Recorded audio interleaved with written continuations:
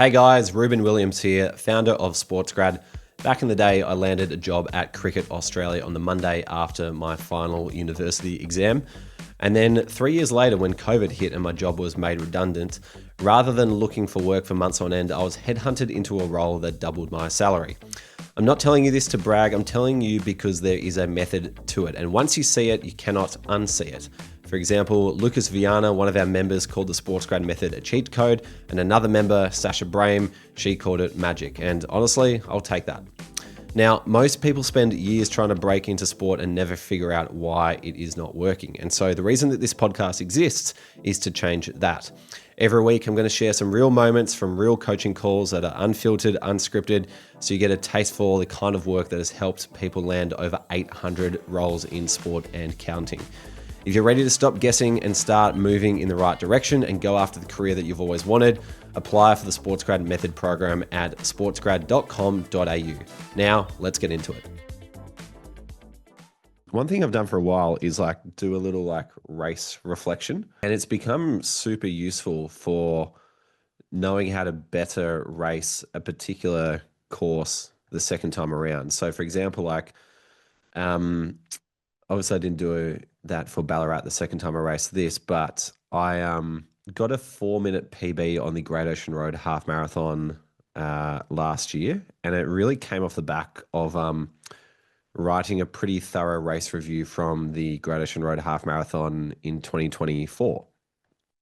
So you can see here, this is my my Notion journal where I just kind of keep everything, and one of the tags and tabs that I've got is running, and so I'll start writing a whole review, and it means I can go back and be like, all right, Great Ocean Road, half marathon 2025, what was the course? What did I do? What did my preparation look like? So for the 12 weeks leading into it, what did that actually look like on the race day? What happened, my nutrition, what did I eat? What did I drink? My plan. So this is where the PB for last year's Great Ocean Road half marathon happened. Was I was like, okay, I want to get to the 5 kilometer mark in 21 minutes because that was the top of this massive hill here. And I was like, cool, if I can pace myself to that checkpoint at 21 minutes, then I know I'll be pretty good, and then just kind of get through the rest after that. And then here's kind of the review of how it went and heart rate, and kind of, break down, the first half of the race versus the second half of the race, as well as the final stretch as well. And it's become to be honest, quite an enjoyable exercise for every single race. So that meant that I spent Saturday night kind of reading back over my 2025 race review, and how did I go? Where did I lose it? Where did I win it, or whatnot? What worked well, etc. And then this year, it's got even more thorough, particularly now that Claude is a massive thing. What I did was basically download all the past race reviews and get it to compare. Actually, this is a new thing that I added as well, a training block reflection, to see what I did differently in the weeks leading up to it. Nutrition. This is fairly standardized now. I kind of know day before, this is what you're having for breakfast, lunch, and dinner on race day. These are the, for an 8 o'clock race, make sure that you are, up at 5:30, having the first bit of fuel and whatnot. And doing everything you need to do. And even little things like logistics on the day as well are kind of important too, because I've had some races where getting to the start line is incredibly difficult and it throws off your entire race. So those are the things that I kind of reflect on as well. And then, this is kind of where this is a race. You can see here, and I started off too fast, and then it started to fade and eventually dipped down to kilometer 15, where it was really grim, and then slowly try to pick it back up and then drop off a little bit, and then pick it up a bit more, then drop off again, then pick it up, and then finally all right, we're within 2 kilometers to go, and that's when the motivation really kind of kicked back into gear. And then just kind of reflect on everything, and then importantly make sure that I'm actually making changes as well. So for next time, what would I do differently? And here's a beautiful photo of me at the end. Yeah, a few different things that I would change off the back of like comparing this race to other races as well. So whether it's like little things like, I tried these Morton gels, which are a bit thick for me. Like I found it really hard to actually digest and consume these energy gels that had that sort of viscosity when, when I can barely breathe, let alone consume anything. So getting something a bit thinner for next time is the way to go. But this like race in particular, and then here's like a few sort of takeaways that I pulled off the back, or really Claude pulled off the back of comparing it to the other races as well. So it basically showed me that like uh, the first 5 kilometers you ran probably way too quickly, or like your first or the 13 to 17 kilometer mark was you know in the same window as another race that you went out way too hard as well. But a good sign was that in the first kilometer of Ballarat 2026, I had my lowest heart rate of any other rate, which kind of showed that like the preparation I'd done leading up to this point was good. So like felt like I had the legs and I had the fitness, but blew it up after that.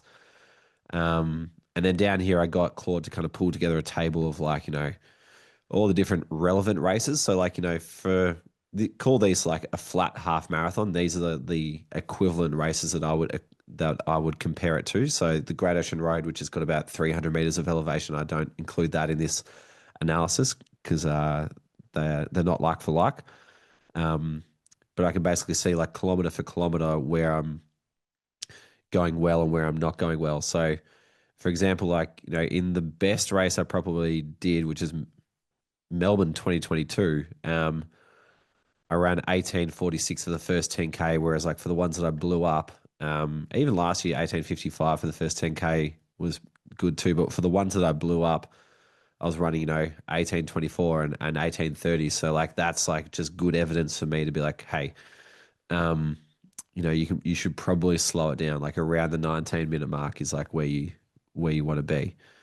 And then it kind of shows on the back end as well. Like the races I've done well are usually within a minute, first 10K versus second 10K. So, and then one thing that I went ahead and did straight away to kind of prepare for next year was make a plan for Ballarat 2027 because, the version of me that's just done it now, that when it's fresh in my mind, is going to be the one that's going to best know what to do next year rather than wait for a year to roll around and be like, oh, how do I plan for this race again? What was everything? And so this is kind of like absolutely everything.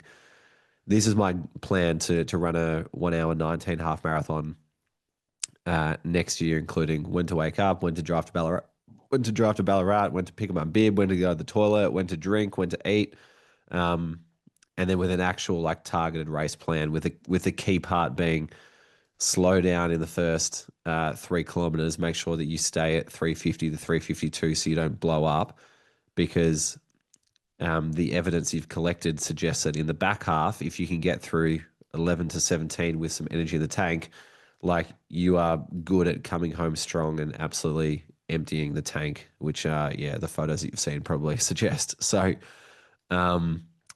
that's kind of how I review every endeavor, to be honest. But this is an insight as to how I try and hit my goals. No, that's awesome. Like, I mean, it's such a great reflection and learning tool. Obviously, I love all the data and the way that you're pulling it all together. Mm, It's great. It's the way to do, like you said, anything that you're doing in life, mm, not just running a half marathon. mm. Um, Yeah. but yeah, that's awesome, and particularly glad that you did the review so close to the race. Because Mm, you're exactly right that no one's going to know better than you in that moment. mm. So no, 100%. that's awesome. Thank you, mate. Appreciate it. But I mean, like, same for you guys. Like, some of you who have been through the process already would have heard me say to you, like, if you've just done an interview or you've just applied for a job, like, um, collect data from that interview immediately to help you prepare for the next one. So, if you can remember the questions that they asked you, like, write those down immediately and keep it in a bank, keep it in a log, like I've just showed you here. Um, and maybe, hopefully you don't have to do it too many times, but, keep like an interview reflection sort of database or journal that you can go back and be like, what did I do well on that particular interview? What questions did they ask me? And then that just kind of helps um, prepare every interview going forward. And you know what? Like, if you only have to do it 2 or 3 times and then you get a job, there will probably be a time where in 5, 6 years into the future, if you stay in the job for that entire time, you'll be like, ah, shit, like I haven't applied for a job in a long time. Like, what were all those things that Reuben taught me when I was going through SportsGrad? Well, you now have a log of all of it kind of handy, so you can remember, like, all right, when I rock up, here's what I need to do. When it comes time to ask questions, here's what I need to do. When I am preparing for questions to answer, here's what I've been asked in the past, and can start to prepare in that way too. So yeah, the more data that you can collect on your career, the easier it becomes to prepare for what's in front of you. All right, guys, that is all for today. I hope you enjoyed that and got something out of it. If you want to learn directly from me and our other SportsGrad coaches who are working directly in the industry, then jump into the SportsGrad Method program. Once you're inside, you'll also get access to the entire SportsGrad Method curriculum that comes with a 90-day roadmap, so you know exactly what to do next. There is a step-by-step system to this. You do not have to think of what to do. We have thought of it all for you. Plus, you can tap into the SportsGrad network and get introductions to the people that might be hard to meet for you at the moment. Plus, you'll be surrounded by the wonderful SportsGrad community who are all helping each other get closer to their goals as well. So the results speak for themselves. Have a look at the website if you want to check it all out, but we'd love to see you inside and receive your application. See ya.